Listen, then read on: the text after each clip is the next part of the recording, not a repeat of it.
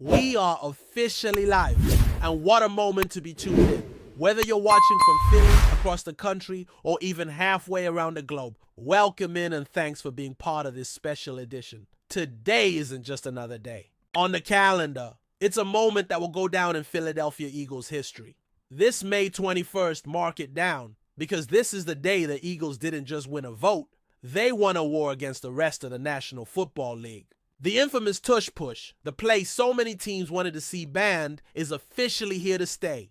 And yes, that's worth celebrating. Let's be honest, this entire year has been one big flex for the Eagles. Start with that unforgettable Super Bowl win in New Orleans, knocking off the Kansas City Chiefs in one of the most dominant championship performances we've ever seen. Follow that up with a strong free agency and a draft class that has Philly fans buzzing about the future. Everything has been trending up. But for the past few months, this cloud has been hanging over the team. A cloud made of whining, jealousy, and desperate attempts from around the league to kill off one of the Eagles' most effective weapons. The so-called tush push, or brotherly shove, has become more than just a play. It's a symbol of dominance, of innovation, of a team that knows who they are and dares the rest of the league to stop them. But instead of figuring out how to beat the play, teams went crying to the NFL to get it banned. They couldn't stop it, so they wanted it gone. It's like a bunch of kids at recess getting outplayed, then running to the teacher because they lost. Weak. But today they lost again. Big time. The final vote, 22 in favor of banning the play, 10 against. That's not enough to pass. And ironically, that 22-10 scoreline is the exact same as the final score when the Eagles knocked off the Packers in the playoffs. Poetic justice, anyone? Let's talk about those Packers for a second. Green Bay led the charge here. It was their proposal that sparked this whole thing. Mark Murphy, the Packers president and CEO, and remember, the Packers don't have a traditional owner, was instrumental in putting this thing on the table. They tried to rally support, but in the end, they couldn't close the deal. And if you want a snapshot of how much this hurt in Green Bay, let's just say that the photos making the rounds today of head coach Matt LaFleur and quarterback Jordan love tell the whole story. Tears, frustration, defeat. That's what happens when you try to get rid of something you can control. Look, the Eagles didn't just win a rule change debate. They took on the entire league and came out on top. And for that, there should never be another vote on this again. End of story. Done. Let the play live. Let the game be played. And here's something wild. According to Eagles insiders, head coach Nick Sirianni knew going into today's NFL owners meeting in Minnesota that they were facing an uphill battle. The odds didn't look great. The vibe around the league was that the push was on its way out. But the Eagles stood firm. They lobbied, they argued, and they won. This was a fight for identity, for pride, and for the right to play football the way they invented it. And now they'll keep doing just that. Now, a little love where it's due. 10 teams voted to keep the tush push alive. The Eagles, obviously. Ravens, Browns, Lions, Jaguars, Dolphins, Patriots, Saints, Jets, and Titans. Those are the teams that understood the assignment. But you know who's missing? The Colts. The Cardinals, and that's not just a coincidence. The Colts are led by Shane Steichen. The Cardinals? Jonathan Gannon. Both guys were former coordinators under Nick Sirianni. Both helped build a system that made the tush push work. And yet they didn't deliver the votes. The only one of the three that came through, Kellen Moore, former Eagles offensive coordinator, now head coach of the Saints. Shout out to Kellen for doing the right thing. He saw the bigger picture. He stood with Philly. And you know what makes it even spicier? Sirianni had made it clear back in March that those three, Gannon, Steichen, and Moore, owe part of their coaching careers to that play. Without it, maybe they don't get those head coaching jobs. So yeah, next time the Eagles face the Colts or Cardinals, don't be surprised if that post-game handshake is a little awkward. Now, some people are still out there claiming this play is unsafe. That it messes with the rhythm of the game. That it gives one team an unfair advantage. But here's the truth. There is no hard data backing up those claims. Zero. The injuries? Minimal. The pace of play? Unaffected. The problem isn't the tush push. It's that other teams aren't built to execute it. That's not a rule issue. That's a roster issue. Warren Sharp laid it out with brutal clarity. Quarterback sneaks. Just Regular non-pushed quarterback sneaks are already converting at 84% on 4th and short, but teams only call them 23% of the time. Why? Because they overthink it. They go for flashy, high-risk plays when a simple solution is right in front of them. The data is clear. Quarterback sneaks work. And when you add the Eagles' precision and power behind it, it becomes nearly unstoppable. Of the 227 quarterback sneaks called in recent seasons, Philly accounted for only 34. Let that sink in. They're not the only team doing it. They're just doing it better, way better. It's not about exploitation. It's about execution. Now contrast that with the Packers, the ones leading the charge to ban the play. Over the past 3 years, Green Bay ranks 30th in the league on 4th and 1 with a conversion rate of just 55%. But when they actually run quarterback sneaks, that number jumps to 80%. So what do they do instead? They keep calling low percentage passes on basic running back dives. That's not on the rules. That's on coaching. And get this, according to a report from Pro Football Talk, the Packers might not have even really cared that much about banning the tush push. A league source said the NFL office itself pressured the Packers into making the proposal. Basically, the league needed a scapegoat and Green Bay took the hit. That's what insiders are saying.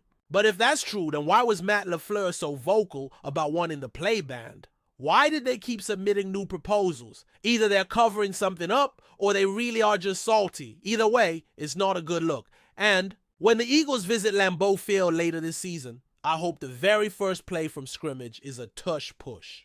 1st and 10? Do it. If it works, line it up again. Run it 3 times in a row and pick up that first down while staring into the soul of every Packers fan in the building. Let them feel it. Let them remember who they tried to take down. And speaking of standing tall, let's talk about Eagles. Owner Jeffrey Lurie. Normally, this guy plays it low-key. He's the opposite of someone like Jerry Jones, who loves the camera, the attention, the post-game sound bites. Lurie is calculated, quiet, and strategic. But today he brought the fire. Behind closed doors at the owners' meeting, Lurie reportedly gave a passionate, emotional speech defending the tush push. One league source even said it was like watching a guy try to convince his girlfriend not to leave him. And then came the quote that's already legendary. He said creating a play so unstoppable that the rest of the league had no choice but to try and outlaw it was like a wet dream for a teenage boy. That's real. That happened. And that's how badly he wanted to keep this thing alive. He wrapped it up by saying that no matter what the vote was, the Eagles would walk out as winners with Super Bowl rings to prove it. And then came Jason Kelce, the legend, the warrior, the man who ran the tush push into history. He might be retired, but he showed up today not to shout or grandstand, but to calmly and clearly lay out why this play matters. As a former All-Pro center, he explained the technique, the strategy, and the fairness of it. He told the room, if I could run 60 tush pushes a game, I'd come back. That's how much it meant to him.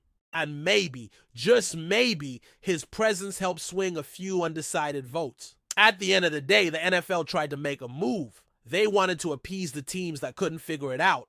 But facts, data, and football IQ won out.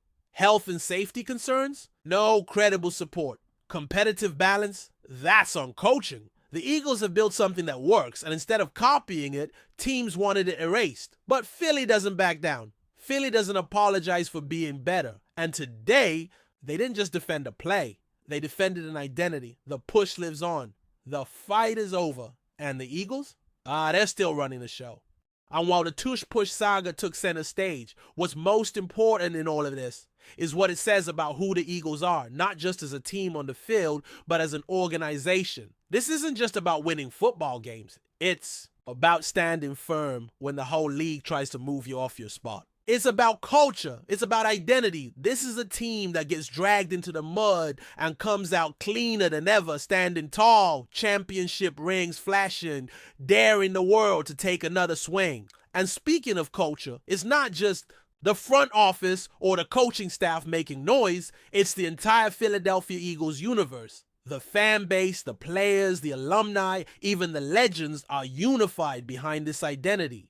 When Jason Kelce, a man who's become a folk hero in Philly, walks into a room of billionaires and calmly breaks down why this play matters, not just tactically, but philosophically, it speaks volumes. This isn't a gimmick. This isn't some loophole being abused. It's hard-nosed, smash-mouth, old-school football, repackaged with a modern twist. And that's exactly why it rattles people. It's too pure for the overcomplicated mess that some teams have turned football into.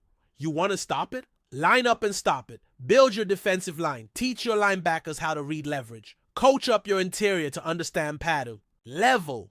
This isn't a cheat code. It's just better football. The truth is the Eagles do the little things right. They win the battle at the line of scrimmage. They've built the strongest, smartest offensive line in the game, and they trust their quarterback to make the right decision in a split second. If your team can't match that, don't go whining to the rules committee. Go to the weight room. Go to the film room. Go get better. And what's even funnier is how many teams tried to copy the play and failed miserably. It's not just about pushing your quarterback forward. It's about timing, coordination, body control, and above all, trust. Trust that your guys will execute. Trust that the rep you ran 200 times in practice is going to hit clean in the fourth quarter with the game on the line. And only one team has consistently shown they can do that, the Philadelphia Eagles. Now let's zoom out for a moment and look at the bigger picture. The NFL has long been a league that prides itself on innovation, on pushing the envelope. But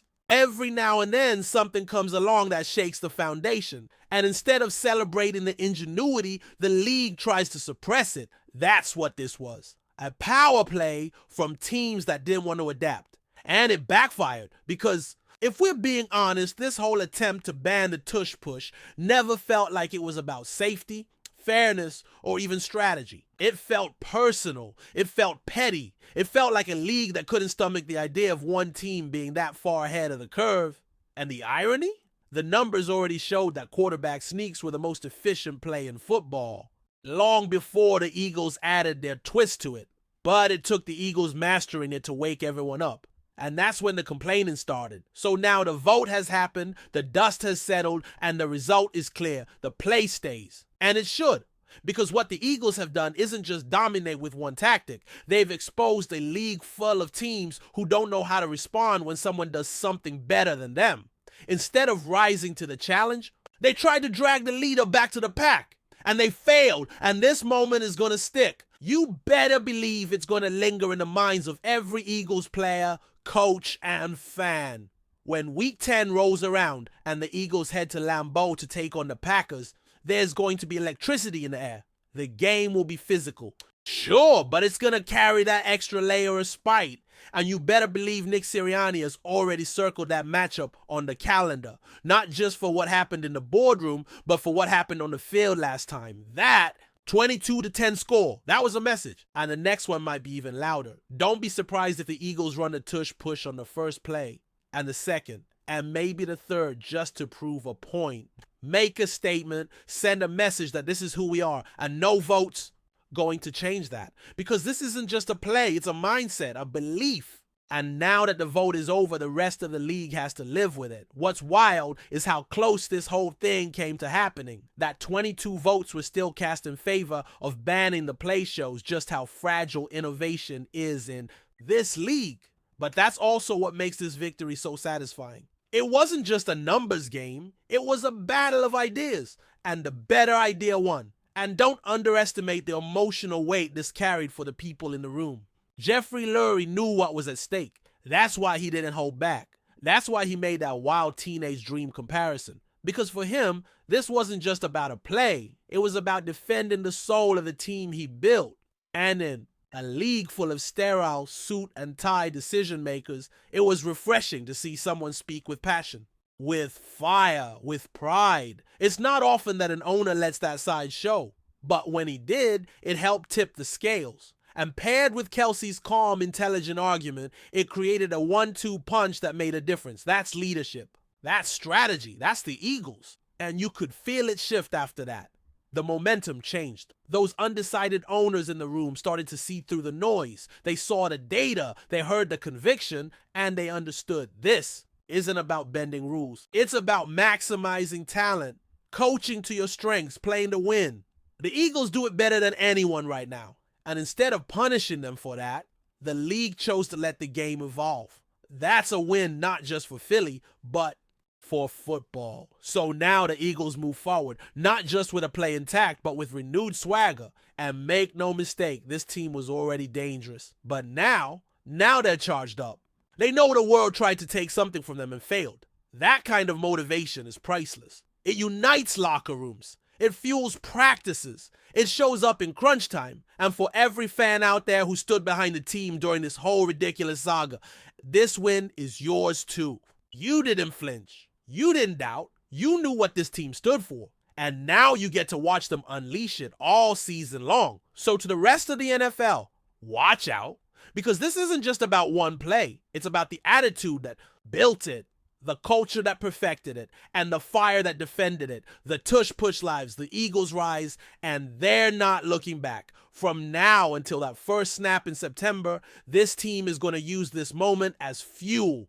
And when they line up across from their next opponent, don't be surprised if that first call in the huddle is the same call that started all this drama. Because the message is clear.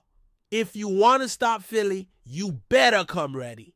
Because they're not changing for anyone. Before we continue, don't forget to subscribe to our channel and give this video a like.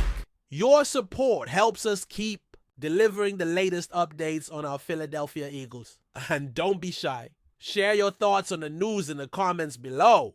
In a twist that has the NFL rumor mill spinning wildly, murmurs out of Philadelphia suggest that the Eagles may be preparing to reunite with one of their most beloved figures, veteran tight end Zach Ertz. While nothing has been confirmed officially, multiple sources close to the situation have hinted that talks are heating up, and some even claim the deal is already done.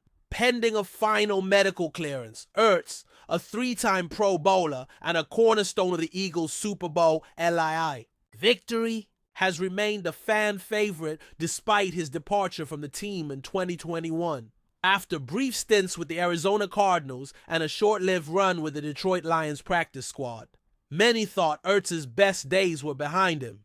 But now, the whispers out of the NovaCare complex suggest otherwise. Insiders are pointing to several clues: an uptick in social media interaction between Ertz and current Eagles players, a cryptic post from the tight end himself featuring a full eagle emoji, and most tellingly, a recent press conference in which head coach Nick Sirianni dodged questions about potential veteran signings. That alone has been enough to spark speculation that the team may be orchestrating a surprise homecoming for the 33-year-old. For the Eagles, such a move could make strategic sense, with Dallas Goedert nursing minor injuries and a relatively young tight end group behind him. Bringing in a savvy veteran like Ertz could bolster the locker room and offer a reliable target for quarterback Jalen Hurts. Though he may no longer be in his prime, Ertz's football IQ, sure hands, and deep familiarity with the Eagles system could prove invaluable, especially during a playoff push. Nothing is official yet, but in a league where reunions often feel more like fairy tales than reality, this one might just come true. The city of Philadelphia is watching closely, and the question now buzzing through bars, podcasts, and group chats alike is simple.